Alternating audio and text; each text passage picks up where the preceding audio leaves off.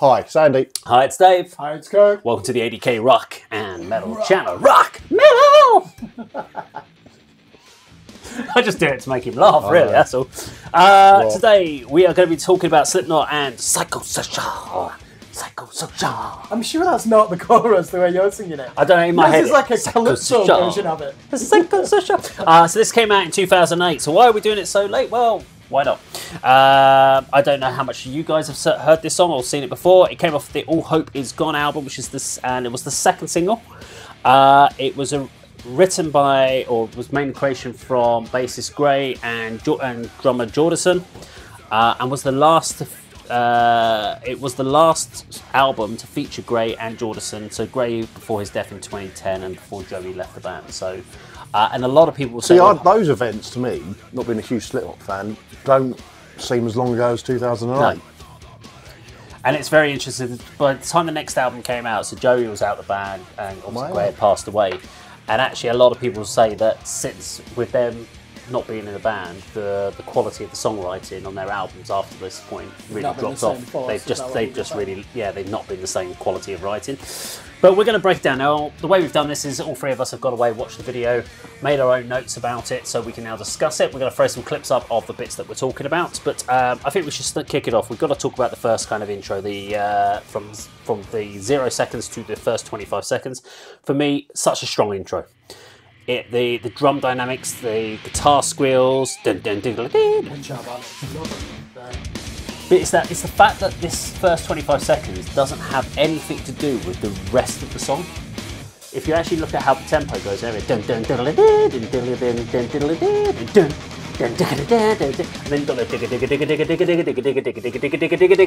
builds and builds, and then the next riff doesn't, and then it kicks into that. Those riffs don't go together. I think it's great build. A love letter to extreme metal, isn't it? The first minute, they're just doing that to show that yes, we do like Pig Destroyer, we do like all these great bands, and we can do it as well as they. So I love that they put that in there. There are so many people when you play a song which has got those pitch squeals, people will go, "Oh, Slipknot," because of that particular section of the song. But it's brilliant rhythmic. It builds in, and then of course you kick into the 24 minutes slot. 24 seconds. 24 seconds, sorry, yeah. And that 21 seconds. 21 seconds to go. And you get out to a minute. That whole sort of 24 seconds to a minute and 5. The it's a great chuggy riff. Head down, thrash metal groove. It is. Thoughts on that first second? So coming into this, was this a song you had heard, Andy? No, in a word, not being a huge Slipknot fan. I knew the title. I don't know if it's, I'm guessing it's like a live favourite, and as you say, it's a video single, but I didn't know the song, but it was typical Slipknot for me, not being a huge fan, and very accessible. So yeah, but yeah, that has some trademark elements from what I know of Slipknot's material across their career. Okay. Mr. Bungle are a big influence on Slipknot. Get your drink. They are though, and I can tell that they're fans of that Mr. Bungle demo, the Raging Rap of the Easter Bunny, because they will start songs and there's like 3 or 4 riffs and the drums keep threatening to come in, then it changes something else. So I really love that, the way they do that, and they're even panning the guitars. Yeah, to me, do you know when, are we up to the first verse yet, or just the... We're in the first verse, yeah. Do you know when we reviewed that Killing Joke song from 1994, was it Millennium? Yeah. This sounds like a new metal take on Killing Joke. Well, I heard hardcore elements in there, which you would go to Millennium, because when you got, I did my time, and I want out. Yeah, I was like, and it's like, dun, I mean, Andy, it's really simple. You're saying this is accessible to me. This is heavy as fuck. I mean, I don't think you would start with this if someone said, get into heavy metal. You wouldn't start with this. I mean accessible for newbies, but for someone who likes this sort of music, it's a song that grabs you. And like I say, probably the third time I've said it, I'm not a huge Slipknot fan, but it makes you, it draws you in and think, yeah, these are decent. What I'm getting around to saying is that, like so many bands we talk about, I need to give these more time. I've got what's the third one called? Something Verses. I've got that album. Subliminal Verses. Yeah, I've got that album. I've heard 1 or 2 tracks. You know, the early ones. What's the one where We're in the rain. People equal shit. Oh no, that's the grindcore one, isn't it? There's Slipknot songs I do like. Yeah. Before I Forget's great. Yeah, but maybe maybe I'm a bit elitist and a bit of a snob. I keep away from these sort of popular bands that everyone likes Slipknot, don't they? So I thought, well, it's probably not something I'm going to really enjoy and like. So I've consciously, subconsciously steered away from them. But I need to sort of. It's because they in the first album you kind of see them as gimmick. Yeah, that's an it's issue a very for me. much gimmick. Yeah, and we tend to avoid gimmick bands. What's weird though? But I like the gimmicks. You know, I like that there's 8 of them, and some of them don't actually do contribute much to the song. But the visuals of this video and their outfits and the masks and the guy with the gimp mask with all the fucking spikes out of it. I mean, that is incredible. You know, he doesn't feature very much in this, but he's there in the shots in the background. But go on, we went off the topic a little bit. Sorry, but I think when you're talking about that section, when you were saying, because you said it's heavy as well, I actually listed it as like, it can almost be classed as hard rock, the vocal delivery at some point as well. There's elements of hard rock in his delivery. Because of Stone Sour, if you think about his other band, Stone Sour. Yeah, can I just ask you a question about the first verse? You know, I said it sounds like Killing Joke. To me, I've said, you can't deny Burton C. Bell is an influence on this vocal style. Just compare that with the song Demanufactured. You're not ripping him off, but it's like tuneful shouting. It's really masculine and aggressive. And I think he does it really well though. I know he's got his own voice. Do you think there's a Fear Factory influence on Slipknot? Only that we know that there is because they have listed as an influence. Okay. But I wouldn't naturally put it up there. But the fact that they are in 7-string guitar and stuff, so I would expect them to have had that element there. Now, what about getting to that section? So that little pre-chorus, so that 1:08 to 1:20, you've got that clean chorus, that kind of bridge. We get this clean chorus delivery. It's almost expected with Slipknot at this point. So in the early days, when you had the first album with sort of people equals shit and spit it out and stuff, there was hardly any like melody.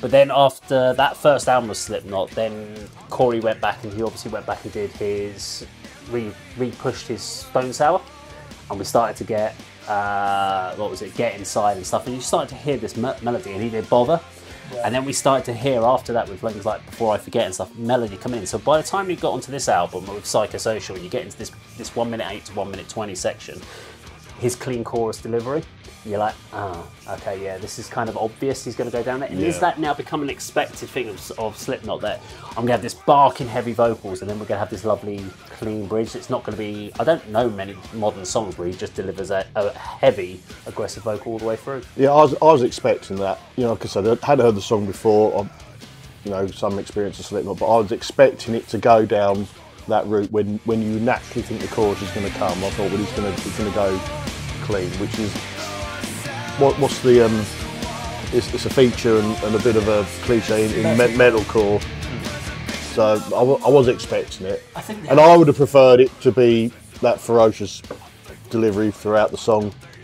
But it wasn't too distracting. It didn't put me off too much, but it was expected. He doesn't sound like a whiny teenager, does he? I mean, it sounds like a man delivering a tuneful chorus. That's fine. Yeah. It's when you hear that annoying Blink-182 type delivery where it just makes you cringe. But they're fine. He's good enough to be able to sing his way through a chorus. But it sounds like, this section reminded me of something like Through the Glass from Stone Sour. It's like, no one else can see. It's almost like he's doing like the old crooners. That's like, that was crooning what you did. Yeah, that's how in my head it has. But into a heavy song. But he does that, and then it's like, then it kicks into 1:20 to 1:35. You've got Psychosocial, and actually, I've always heard that, and everyone sings along with it. Everyone's like Psychosocial, Psychosocial. Sorry, that is the chorus, isn't it? Yeah, but that's the chorus, the and actually, is the clean part. Yeah. And when you listen to it, you're like, it actually seems completely superfluous now. There's no point in that in the song. It's just the main riff with them shouting Psychosocial. It adds nothing to the song. Yeah, in the slightest, apart from a sing-along bit for the crowd. It's not a chorus. Yeah. It doesn't actually add anything to the story of the song, and it's not even the change of the riff. It's the main riff again. Yeah. So you're saying they could have kept that bridge in there and had that as the chorus, aren't you? I actually thought they could have done, but if you just sing it, all they're singing is Psychosocial for 15 seconds before they go back into section. But I didn't actually. You're right. Yeah. But there's a weird bit here. So we go back through, we do another section, but it's weird that at 2:19 to 2:46 there's a solo, and when you think of Slipknot, I don't think of solos. I don't think of proficiency of shredding solos, technical solos. It's incredible solo, man. It's really technical. It's a really technical one. It's definitely fast by the same. He's not sweeping, but it's really working the scales. Yeah, did you notice at 2 minutes 16 before it comes in that cornfield, I think an S shape lights up as the first ascending scale comes in. I didn't see that, no. Yeah, didn't clock sure, that. on the clip. Yeah, that's very clever how they've done that. How they've introduced it. No, we need a visual effect that actually follows the hurricane solo. So yeah, I thought that was quite imaginative. I don't normally pay attention to things like that in a video. Yeah. But can I ask you, 1 minute 41 seconds, the percussionist is striking a fucking barrel. Are you sure you can hear that in the mix? I can't. So is it just adding a bit of a metallic clink to the snare? Yeah, it's a clink. Right, okay. Well, did you notice that? Is it? No. You hear it more live. You hear it more when they do it live. You hear it more live, and they do it quite a lot for a while. And it features in what's the one where the kids smash up the house? Before I forget. Duality. Yeah. There's. It's almost like a. He gets his moment, doesn't he? The guitar drops out as a. He gets his moment. Yeah. That's clown for you. Yeah. Percussionist. What's your job? I'm the percussionist. In I smack a barrel. I think you can afford to get smashed before one. Did anyone see like the cover band that did this? There's a Slipknot cover band. Do they have an exclusive They have all the same guys, all same lineup, and they have this. They have the barrel and all that. Yeah. And it was at a festival. It slipped out. Something like that. Not slipped, so I don't know. I didn't slip, but. Yeah. And there's this bit, and it's basically the clown character is holding the barrel above his head, and everyone's getting the baseball bat going, yeah, I'm going to hit it. And so someone's getting it, and then they're passing the bat round, and I think it's like a security guard or some kid comes running up and gets the bat. It goes, wallop, hits the barrel, and it bounces off the barrel and smacks the guy in the head, and he just drops to the floor. Brilliant. I love it. Drop that. Made me laugh. That cracked me up. I've watched that so many times. Anyway, right. Perhaps we should review that. Yeah. So we're up to the solo, aren't we? We've done this. Yeah. So we did a solo. 25-minute solo. It's good. Marching band section. The dun dun dun dun. Now this is cool. Is that 252? That's what I've got down as the triggered drums and staccato riff. Yeah. So that whole section. So we've got like this 45 seconds of. And the thing is, it's not just like it's like dun dun. It's not like on the beat. This has got its whole rhythmical section. Yeah. For me, that whole section should have gone on longer. It was over way too quickly. Do you feel that because we're in 2008 and they're credited, aren't they, with like the next wave of new wave of American heavy metal? That's why they put in solos in. And I feel in 2008, because metal was popular, you need to start putting breakdown riffs in, don't they? To show that they're moving with the times. Then they do a great job of it. And there's two breakdowns, because that one it's that one, and then they go back to it again. But what's annoying is they do this midsection. It feels like it's too short. 45 seconds. They could have expanded that. They go back, they do a chorus, and then they go back to it for the outro. And I'm like, well, that just feels a bit of a weird breakdown. That extra chording, don't they? Yeah. I think you could have just made that bigger. That was such a great part of the song. It's just very creative songwriting. Yeah. For that section of the song, and it could have gone on for longer for me. But I enjoyed the track. It was almost like when that one came out, I was like, because this was again they just launched new masks, they had a whole new look again. This came out, and you're like, this feels almost rock in a way. This feels a bit safe. That Psychosocial. I think this is Slipknot. I didn't feel it rock or safe. I think this is Slipknot as a tech metal band. So it's interesting how we've got. Yeah. I think because you can. To me, this is that chorus. Like during the verses, I did my time and I want out. This could be cheerleading. I did my time and I want out and get a lesson safe. No?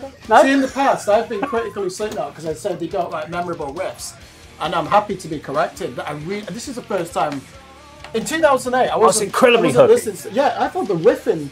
It was precise. There's some really imaginative. But that throws you into the groove metal area for me, closer to me, which means when I listen to it, I'm like, yeah, this is safe groove metal in a way. But it's technical, like you said. You know, that first breakdown, yeah. And then that shredding solo. To me, this is. There's a lot to love. I mean, this song and video does a lot.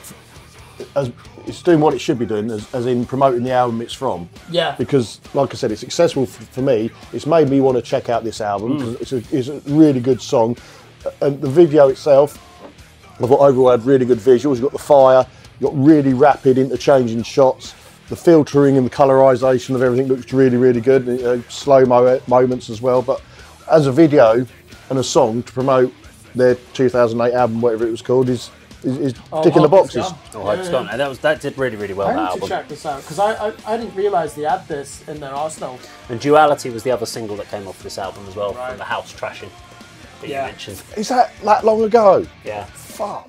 I mean, we're talking like Man United winning the Champions League. I thought that was. Era. I thought Duality was, because that's a song I know and love, and the video's great on that. I just thought that was not off this out. I don't know. Yeah. Fourth time, not a huge Slipknot fan. It's only 16 years ago that came out. Fucking hell, I know. Anyway, if you enjoyed our video today, please do like, share and subscribe, and we'll see you on another video sometime very soon. Take care.